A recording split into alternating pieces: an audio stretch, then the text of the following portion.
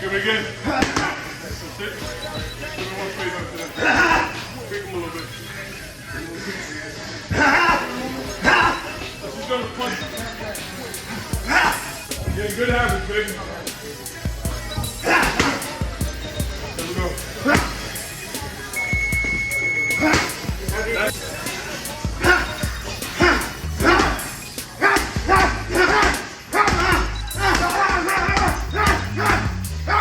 Okay, man.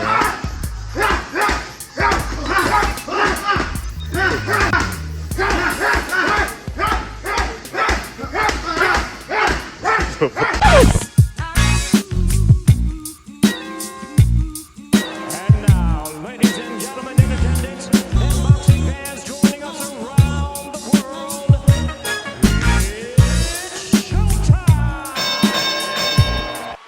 Guess who's Bizak? Yeah, fam, I am back. What's going on with your fam? It's been a minute, man, since I posted a video, man, but I would like to welcome everybody to Big Faces Worldwide. I took a little break, man. Sometimes you just got to sit on the sideline, hit pause for a minute, and then hit the reset button, man. But a lot has happened since we has last spoke, man. You know, the 4th of July, a lot of people are talking about the speech that the Minister Louis Farrakhan gave, man. You know, a lot of people had a lot of things to say, good and bad. You know what I mean? Say what you want about Farrakhan, man. Farrakhan has always been a man of purpose. Farrakhan has always been a man of substance.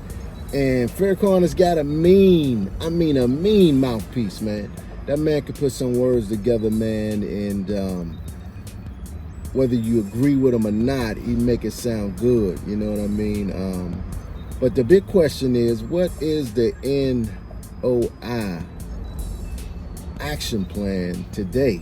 You know what I mean? How active is the Nation of Islam in these black communities? You know what I'm saying? You really don't see them as much as you used to, man. I know back in the early 90s, man, in Pittsburgh. I'm in Pittsburgh, man. I'm talking about at the height of the crack epidemic, man. You know, my hood was Westgate Broadhead. Westgate was the epicenter for crack cocaine in Pittsburgh. You know what I'm saying? People from all sides of town came to Westgate to buy crack. You know, people from Ohio, West Virginia, I mean, everywhere. You know what I'm saying? Westgate was the epicenter for crack cocaine, late 80s, early 90s. Well, the Nation of Islam, they decided that they was going to come to Westgate and stop all the crack selling. You know what I mean? So what they start doing is they started beating up the customers, man. You know what I mean? I mean, cars would ride in, man. It was like a, you know what I mean, like a 7-Eleven, man. Cars was riding in, man. You know what I mean? You got people running up to the cars with their bags of crack, you know what I'm saying? Now I'm talking early 90s, late 80s, early 90s, man. Crack was relatively new, man. And the Nation of Islam was there, you know, trying to stop the hustlers. And, you know, back then, we didn't understand what they were doing. All we knew was that they were interfering with this bread, you know what I'm saying? So, you know, dudes was at war with the Nation of Islam, you know what I mean? They was holding their own, you know what I mean? They was holding their own. They came, you know, if the straps was pulled out, the nation had the straps, you know what I'm saying? If the knuckles was being thrown, or the nation was throwing they knuckles, you know what I mean? They was, what I say all that to say is, back then, you could see their presence, you know. As of right now, you don't really see the presence of the Nation of Islam. At one point in time, we know they were strong in these black communities. You know, they were selling their bean pies and, you know, the final call and, you know, things like that, man. But you know, he did like a over 3 hour speech, man. Called I think it was called the Criterion. And you know, my thing is, what is going to be the action plan for the Nation of Islam going forward in the black communities? I know that has nothing to do with boxing, but you know, it's just something that I wanted to address, man. I wanted to talk about that, man, and see what you guys thought. You know, I'm a black man living in America, and as a black man living in America, things have been happening over the last, you know, couple months that has, you know, really got the attention of the world. You understand me? Got the attention of the world. And when, you know, you got Louis Farrakhan, who is pretty much known the world over, giving a speech like that, you know, I just really want to know, what's the plan? What's the action plan? You know what I'm saying? Behind the message. You understand what I'm saying? But now, back to boxing, man. Gervonta Davis has been seen hitting the mitts with trainer Buddy Mcgirt. Now, people are wondering if Gervonta Davis has switched trainers from Coach Calvin Ford to trainer Buddy Mcgirt. Now, it does seem kind of odd to see Davis in the ring with Mcgirt. Like, how did that come about? How did those two get, you know, put together? You know, Coach Calvin Ford has been with Davis, you know, since the beginning, since he was 7 years old, 8 years old, a very, very young man, man. What is he now, 25? So all of his fights, amateur and professional, have been with Coach Calvin Ford. And I really don't see him making a permanent change to Buddy Mcgirt, although I think it would be a good idea. You know, it might be something like what he did with Coach Cunningham, where he went down there for that fight where he fought Juarez. You know, he trained with Coach Cunningham, and I think that was the best Gervonta Davis we've seen, man. Sometimes when you are too familiar with a situation, you just need a new spark. You need something new to get involved with. You know what I mean?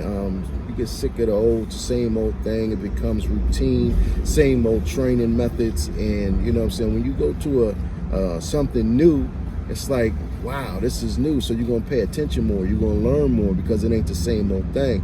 And I think this may be the spark that Gervonta Davis needs. I'm sure by now, Tank has heard all the talk about him.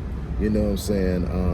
That he's not serious. If only he was serious, Tank could be this, he could be that. You know what I'm saying? And, you know, he has to understand that you only get one life. You only get one life, man. And he has an opportunity right now to be great. You know, he has the skills to be great. If he could put it all together, out of the ring and inside the ring, I think Tank could be a pound-for-pound fighter, top 5 pound-for-pound fighter. You know what I'm saying? I really like Tank. You know, if Buddy Mcgirt if they're working together, I think that's going to be a beautiful thing, man. You know what I mean? Because Buddy Mcgirt has been known to help fighters transition to that next level. You know what I mean? He's able to take a fighter who he has not been training with, you know, from the beginning, and able to make them better. You know what I'm saying? To add to the repertoire. Not so much change the fighter, but to add to the repertoire. And if Buddy Mcgirt is able to add to Tank's repertoire, I think that would be a match made in heaven, man. You know, only thing Tank need is discipline, you know, outside the ring.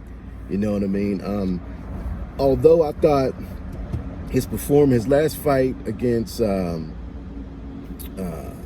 what's dude's name? The little 5'5" dude, man. That hurt Crawford. Gamboa, you know what I mean? Yorkis Gamboa. His fight against Gamboa, although it was a dominant performance, Tank won every round, knocked him down 3 times, hurt him several times. You could see his gas tank running out in them later rounds. You know what I'm saying? He obviously expected to go in there and blow Gamboa out, and when that didn't happen, his sense of urgency, meter went down a little bit. You know what I'm saying? But if he get with Buddy Mcgirt, and learn some new things, man, and really just focus on boxing, I think we can see that superstar that we keep hearing Leonard Ellaby talk about, man. You hear all these guys talking about the star that Tank could be. It's true. He could be all those things, but he needs to put it together outside the ring to make the stuff inside the ring work. But yeah, man, we'll see what comes of this. If anything, it might just been, they was in town together around each other, man, and he went to work out and decided to hit the mitts, or it could be the start of a new relationship, man. But we'll see, man. I appreciate everybody tuning in. Like I said, man, I'm back, baby. I'm back. The video's gonna start being pumped out again. But that's all I got, man. In the meantime and in between time, stay safe, fam, and keep on supporting this sport that we love called boxing. Peace. I'll holla back.